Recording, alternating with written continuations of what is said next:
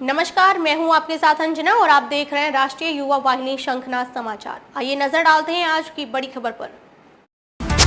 मध्य प्रदेश के रीवा जिले से इस वक्त की बड़ी खबर सामने आई है, जहां पर सपा प्रत्याशी लक्ष्मण तिवारी ने कहा कि सिरमौर की धरती को पूंजीपतियों ने किया कलंकित। सिरमौर में संघर्ष और मुद्दा पूरी तरह फेल।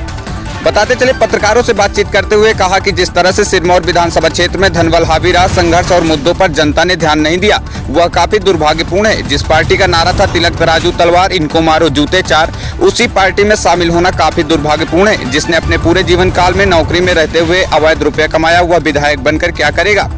उन्होंने यह भी कहा, सिरमौर में पूरी तरह से निर्वाचन आयोग फेल रहा, यहाँ पर पूंजीपतियों का बोलबाला रहा। ऐसा लगता है कि निर्वाचन आयोग चुनाव करा ही नहीं रहा। आगे कहा कि मैं अपने राजनीतिक काल में हमेशा जनता की सेवा किया है, उसके मुझे पुण्य प्रताप मिलेगा।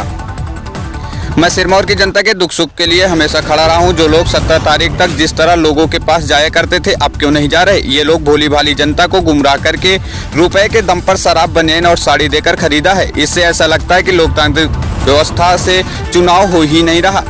कहा कि मैं तो चुनाव हार चुका हूं, लेकिन यहाँ पर पूरी तरह से त्रिकोणीय मुकाबला है। और एक देसी भाषा में लक्ष्मण तिवारी ने अप्रत्यक्ष रूप से कोट करते हुए कहा कि हाथ में छठी सोहारी, कुकुर खाए चाहे बिलारी। इस दौरान समाजवादी पार्टी के कार्यकर्ता सिद्धार्थ मिश्रा, निसचिव मयंक चतुर्वेदी समेत अन्य लोग मौजूद रहे। हमारे संवाददाता राम मनोरथ विश्वकर्मा की ये खास रिपोर्ट। हमारे साथ सिरमौर विधानसभा क्षेत्र से सपा प्रत्याशी लक्ष्मण तिवारी जी हैं। सिरमौर विधानसभा क्षेत्र में जिस तरह से राजनीति की गई है, उसको लेकर महत्वपूर्ण बात मीडिया के सामने रखना चाह रहे हैं, क्या कुछ कहना है आपका। सबसे पहले तो मैं सिरमौर के उन तमाम लोकतांत्रिक व्यवस्था पर जो आस्था रखते हैं उनका स्वागत करता हूँ। अलोकतांत्रिक व्यवस्था पर जो लोग राह पर चले हैं, उनका मैं ईश्वर से कामना करता हूँ कि भविष्य में कभी उनको सद्बुद्धि आए। आज सिरमौर 68 में मैं पार्टी से प्रत्याशी था, ये बात सही है, जग जाहिर है। जिस तरह से इस चुनाव में सिरमौर में कलंक लगा, सिरमौर में दाग लगा।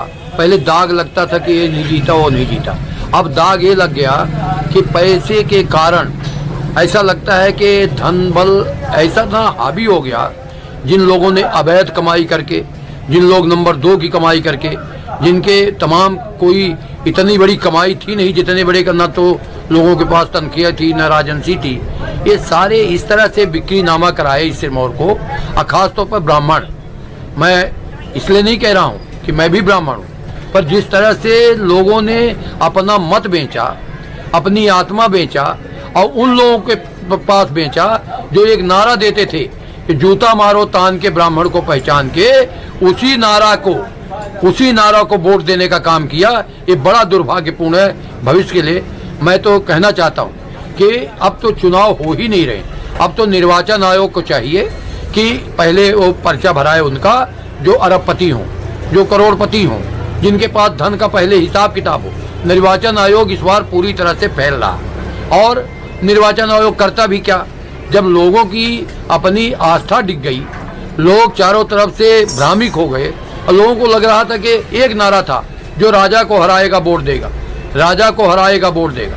अब मैं अभी कहना चाहता हूँ, इस मुकाम पर पहुँचा हूँ कि मैं तो पराजित हो चुका हूँ। लोगों ने जो भी वोट दिया हो उनका बहुत स्वागत है, बहुत अभिनंदन है, पर इस हवा में क्योंकि मेरा ईमानदारी का वोट है, मेरा संघर्ष का वोट है, मेरा मुद्दों का वोट है। जिन लोगों ने समझा हो, जितने लोग भी समझा हो, वो तो हमारे साथ रहे हैं, मैं उनका अभिनंदन करता हूँ। पर जो लोग राजा रानी हराओ या पैसा कमाओ या पैसा में, सिरमौर में भी ऐसी जगह है, कुछ चिन्हित लोग हैं जिन्होंने पैसा को बारीता देकर समाज को इस तरह से नष्ट किया कि अब वो बोलने लायक लोग नहीं बचे। और जिन लोगों ने बांटा 17 तारीख तक, मैं जनता से अपील कर रहा हूँ कि जिन लोगों ने 17 तारीख को आपके दरवाजे आके चरण बंदन किया, रुपया बांटा, शराब बांटा, सामग्री बांटा, धोती बांटा, साड़ी बांटा, बनियान बांटा, उन कमीनों से ये पूछिए कि आज 18 तारीख के बाद बांटने क्यों नहीं आ रहे हैं। अगर 18 के बाद भी वो बांट रहे हैं तो मैं उनका स्वागत करता हूँ कि अपने अवैध कमाई का